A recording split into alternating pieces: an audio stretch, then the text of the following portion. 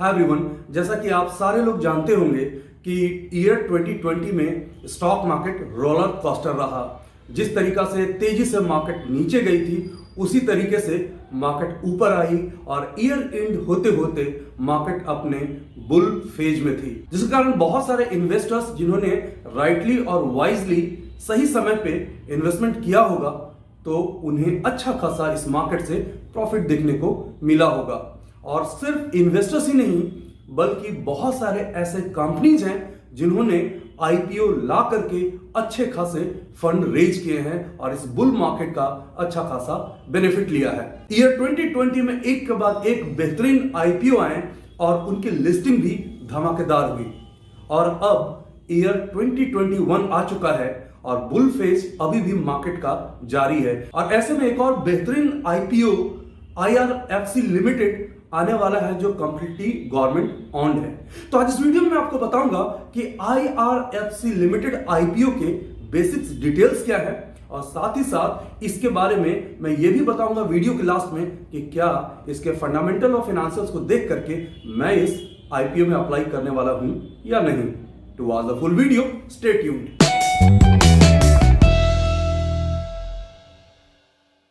Welcome back, I am Anurag, founder of Sunpeep capital. अगर आप हमारे इस चैनल पे बिल्कुल नए हैं तो हमारे इस चैनल को जरूर सब्सक्राइब करें, वीडियोस को शेयर करें, लाइक करें एंड यस बेल आइकन को जरूर हिट करें, क्योंकि बेल आइकन को प्रेस करेंगे तो ही हमारे वीडियोस के लेटेस्ट नोटिफिकेशंस आपके मोबाइल तक पहुंच जाएंगे। एंड मोस्ट इंपोर्टेंटली, अगर आप स्टॉक मार्केट एंथुजियास्ट हैं, स्टॉक मार्केट में आपकी लाइफ है, तो आप डेली बेसिस पे मुझसे पर्सनली कनेक्ट हो सकते हैं स्टॉक मार्केट एनालिसिस और अपडेट्स को लेकर के लाइव मार्केट में। उसके लिए आपको हमारा फ्री टेलीग्राम चैनल ज्वाइन करना होगा जिसका लिंक डिस्क्रिप्शन बॉक्स में नीचे दिया हुआ है। यूं तो इंडियन रेलवे की 4 अलग अलग डिफरेंट कंपनीज का आईपीओ आ चुका है, जिसमें से सबसे धमाकेदार आईपीओ IRCTC का रहा था। उसी तरीके से राइट्स और इरकॉन के भी आईपीओ आए थे जो बहुत अच्छे नहीं रहे थे। रेल विकास निगम लिमिटेड का भी आईपीओ आया था जो बहुत अच्छा नहीं था। यानी कुल मिलाकर के अब तक 4 कंपनीज जो इंडियन रेलवे की है उनका आईपीओ आया था और रिजल्ट जो है वो मिक्स देखने को मिले थे। लेकिन इंडियन रेलवे की इस 5th कंपनीज के आईपीओ को लेकर के इन्वेस्टर्स में बज इसलिए है क्योंकि इसके बिजनेस मॉड्यूल को आप ध्यान से देखेंगे तो इंडिया में इसका कोई भी कंपटीटर नहीं है। यस, IRFC लिमिटेड का पूरा नाम जो है वो है Indian railway finance corporation limited. इसका इनकॉर्पोरेशन 1986 में हुआ था। अब बात करते हैं कि आखिर IRFC लिमिटेड जो इंडियन रेलवे की कंपनी है वो करती क्या है। यह कंपनी इंडियन रेलवे की डेडिकेटेड फाइनेंसिंग आर्म्स है। इसका मतलब यह हुआ कि जो इंडियन रेलवे में डिफरेंट फाइनेंशियल एक्टिविटीज होती हैं, फाइनेंसेस के जो काम होते हैं वो इस कंपनी के थ्रू होते हैं। जैसे कि अगर इंडियन रेलवेज को रोलिंग स्टॉक एसेट्स की जरूरत है, वैगन्स की जरूरत है, लोकोमोटिव की जरूरत है, कोचेस की जरूरत है, ट्रक्स की जरूरत है, तो इसके लिए ये कंपनी फाइनेंसेस करती है और इन्हें एक्वायर करती है। ये कंपनी इंडियन रेलवेज के इंफ्रास्ट्रक्चरल एसेट्स को लीज पे देती है डिफरेंट एंटिटीज को 15 ईयर या 30 इयर्स के लिए, ताकि वो अपनी बिजनेस एक्टिविटी वहां पे कर पाए। साथ ही साथ यहाँ एक और इंपॉर्टेंट बात है कि जो MOR यानी मिनिस्ट्री ऑफ रेलवेज के डिफरेंट जो एंटिटीज है उनको भी ये कंपनी यानी IRFC लिमिटेड लेंडिंग प्रोवाइड करती है, उन्हें लोन्स भी देती है। तो इसके बिजनेस और वर्क नेचर को देख करके तो आप समझ गए होंगे कि ये किस तरह से इंडियन रेलवे का इंटीग्रल आर्म है, इंटीग्रल पार्ट है।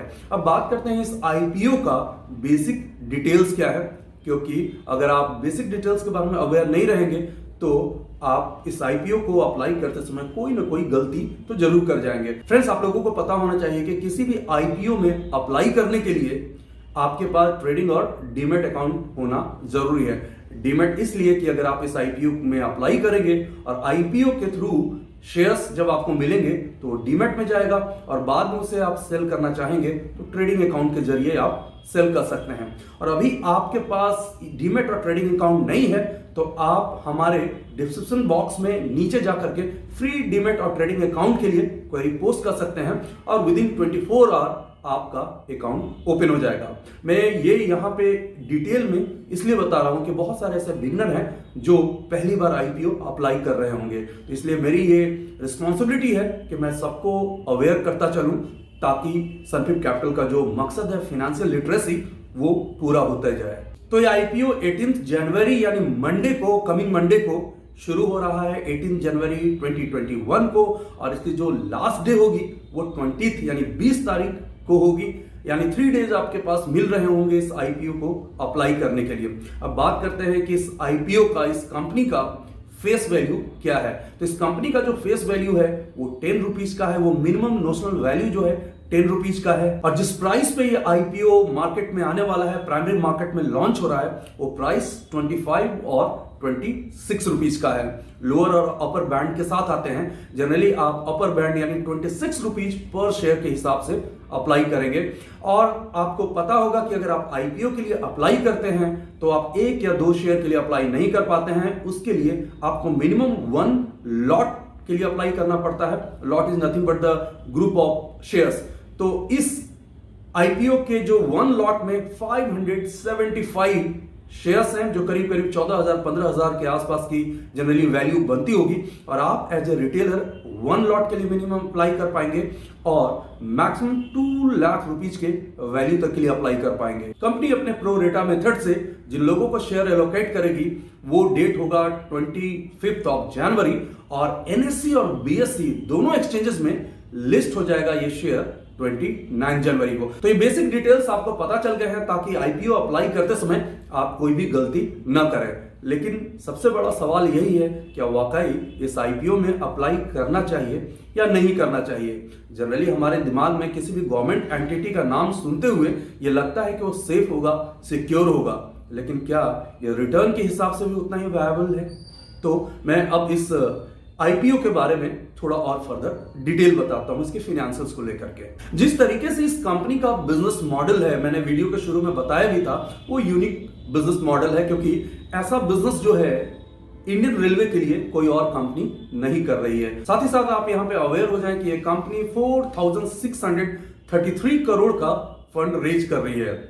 इनफैक्ट एंकर इन्वेस्टर के बारे में बात करेंगे तो 15 जनवरी से ही ये आईपीओ ओपन हो गया है एंकर इन्वेस्टर्स के लिए, लेकिन रिटेलर के लिए जो ऐसा कि मैंने अभी बताया कि 18 से आप अप्लाई कर सकते हैं।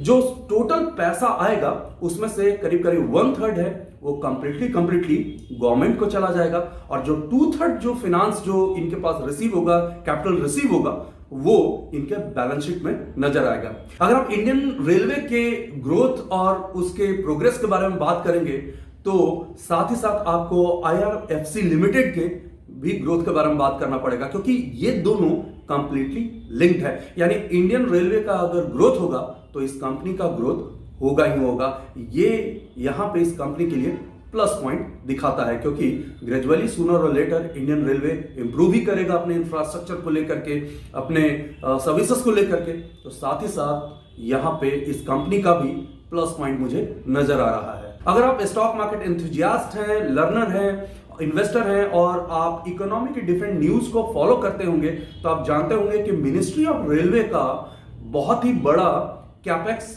आउटले प्रोग्राम है।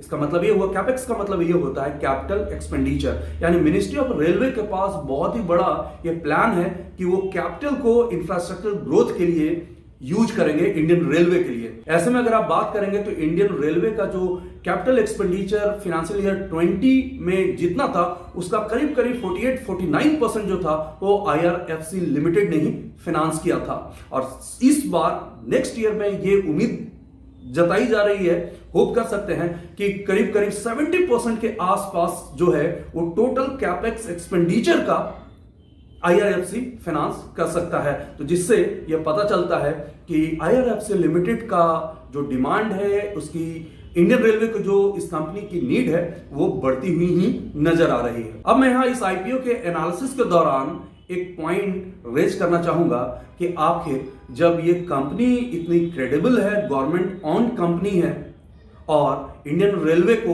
फाइनेंस करती है, तो ग्रे मार्केट यानी पैरेलल मार्केट में इसका डिमांड बहुत ज्यादा नजर नहीं आ रहा है। ग्रे मार्केट में करीब करीब 2 रुपया 1.5 रुपया के आसपास ही इसके इशू प्राइस से ज्यादा प्राइस नजर आ रहा है, यानी आप बोल सकते हैं कि वहां पे 1.5-2 रुपया ही प्रीमियम नजर आ रहा है। आखिर इसका रीजन क्या हो सकता है? तो सबसे पहली बात है कि इस कंपनी को लेकर के वही लोग ज्यादा इंटरेस्ट ले रहे हैं जो लॉन्ग टर्म और मीडियम टर्म में इन्वेस्ट करना चाहते हैं, यानी लिस्टिंग गेन के लिए ये बहुत अच्छा प्रोस्पेक्ट नहीं हो सकता है। एक और यहां पर रीजन मैं अब तक समझ पा रहा हूं कि इंडिगो पेंट का भी आईपीओ जो है वो 20 जनवरी को आ रहा है। तो ऐसे में इन्वेस्टर्स के पास, रिटेलर्स के पास स्पेशली ये प्रॉब्लम होती है अपने फंड्स को लेकर के कि वहां अप्लाई करें या यहां पे अपने कैपिटल को इंगेज करें। तो ये स्टिफ कंपटीशन के कारण भी IRFC लिमिटेड के आईपीओ को थोड़ी प्रॉब्लम हो सकती है। अब मैं बात करता हूं इसके फाइनेंशियल्स और सिचुएशंस को देख करके क्या मैं इस आईपीओ के लिए अप्लाई करूंगा या नहीं करूंगा। ऑनेस्टली स्पीकिंग, लिस्टिंग गेन अब तक तो बहुत ज्यादा नहीं लग रहा है। हो सकता है नेक्स्ट 2-3 डेज में ग्रे मार्केट रेट अगर बहुत ज्यादा अगर हो जाता है तो और ज्यादा क्लैरिटी आएगी, लेकिन अभी मुझे लिस्टिंग गेन के लिए ये आईपीओ लुक्रेटिव नहीं लग रहा है। लेकिन यस, अगर मैं कोई लॉन्ग टर्म इन्वेस्टमेंट के लिए प्लानिंग कर रहा हूं या फिर मुझे कुछ ऐसा प्रोडक्ट चाहिए जो कमिंग ईयर्स में एक कंजर्वेटिव और ठीक ठाक मॉडरेट रिटर्न दे दे, तो IRFC लिमिटेड उसके लिए एक अच्छा प्रोडक्ट हो सकता है। तो स्पेशली वैसे लोग जो रिस्क लेना पसंद नहीं करते हैं और वैसे लोग जो एक हम्बल रिटर्न में भी काफी कंफर्टेबल होते हैं, उन्हें तो इस आईपीओ को अप्लाई करना चाहिए। बट वैसे लोग जो हैप्पीएस्ट माइंड या रूट मोबाइल ऐसे आईपीओ को देख करके काफी एक्साइटेड हैं, तो ऐसे लोग इस आईपीओ को स्किप भी कर सकते हैं। लेकिन मैं यहां जरा आपको बता दूं कि ये सारे एनालिसिस मैंने एजुकेशन और लर्निंग पर्पस के लिए किया है।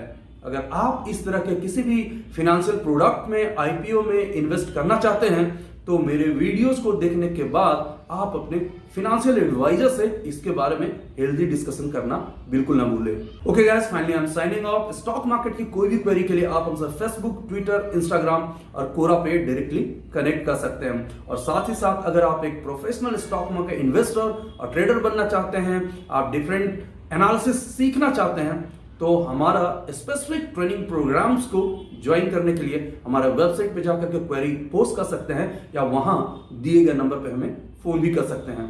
Thanks for watching, take care. Video को लाइक करें, शेयर करें, सब्सक्राइब करें और आने वाले वीडियोस के नोटिफिकेशंस के लिए बेल आइकन को दबाएं।